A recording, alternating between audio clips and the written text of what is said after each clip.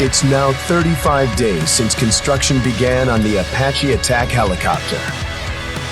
It's starting to look the part, but one key component is missing. We've arrived at stage 10 on the 15-stage Apache assembly line.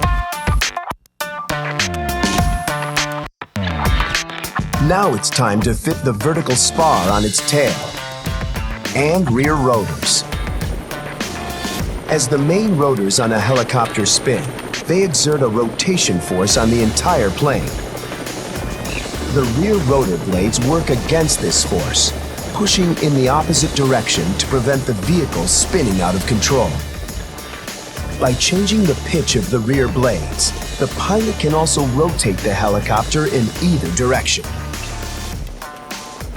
Before the blades can be fixed, the gearing must be installed. An epoxy primer is used to seal the gearing and prevent any moisture getting in. If water vapor got in, it could corrode and destroy the gears in flight. And I'm going to be putting a bead of sealant down, which environmentally seals the pads from any moisture. The gears fit snugly into place. Now we have to torque it down using a torque wrench. All of the work is done by hand to ensure a perfect assembly. Aircraft, unlike automobiles, it's all done by manual labor. Everything's manually put on. There's no robotics. Like all flight-critical components on the Apache, the torque of the bolts locking the gearbox into place must be witnessed and signed off by another co-worker. I'm an inspector as well, but I can't stamp off my own work because it's flight safety parts. So I asked for another inspector to come in here also to inspect the torques that I just did. And then when we're done with that, we'll go over to the computer and we'll stamp everything off. It's another fail system designed to ensure no mistakes. With the gears installed, it's time to prep the tail shaft to receive the vertical spar itself.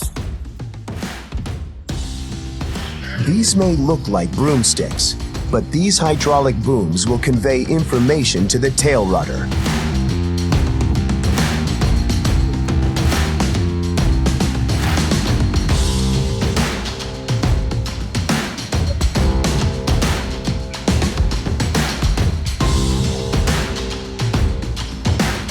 It's critical that the tail pieces are clear of any debris. So next, workers use a razor blade to scrape away paint, grease, and any imperfections, irregularities, foreign objects, or dirt from the connections.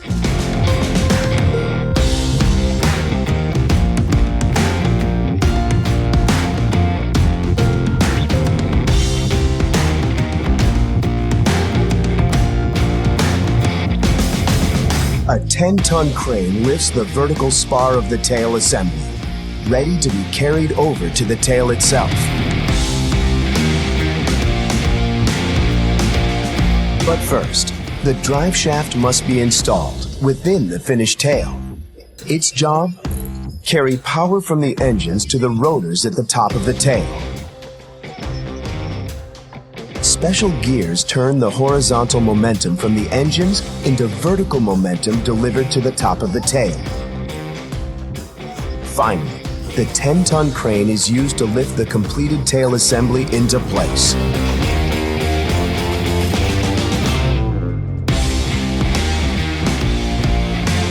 It's carefully lowered onto the fuselage bolts.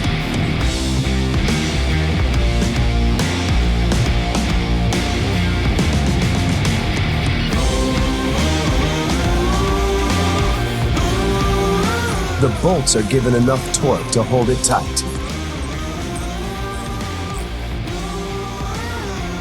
The tail wing is mounted to the end of the boom. The tail wing is really a stabilizer. Capable of rotating 30 degrees, it provides stability when hugging the ground or hovering on the spot.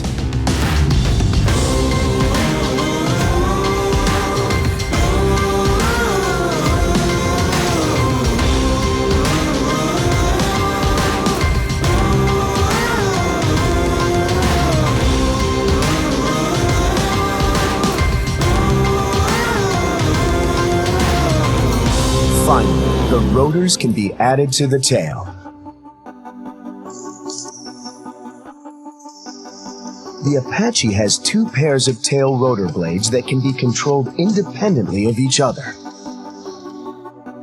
In flight, they'll rotate at up to 3,000 times a minute, so they must be secure. The blades are made of stainless steel arms called spars, surrounded by a fiberglass skeleton with a coating of ultra-strong titanium. Mounted at 55 degrees to one another, the two pairs of tail rotor blades are specially designed to reduce the amount of noise emanating from the helicopter. Essential when creeping up on the enemy undetected. Sound waves from one pair of rotor blades cancel out the waves from the other pair. Known as destructive interference noise control, it's the same process that's used to reduce noise and distortion in professional stereo headphones.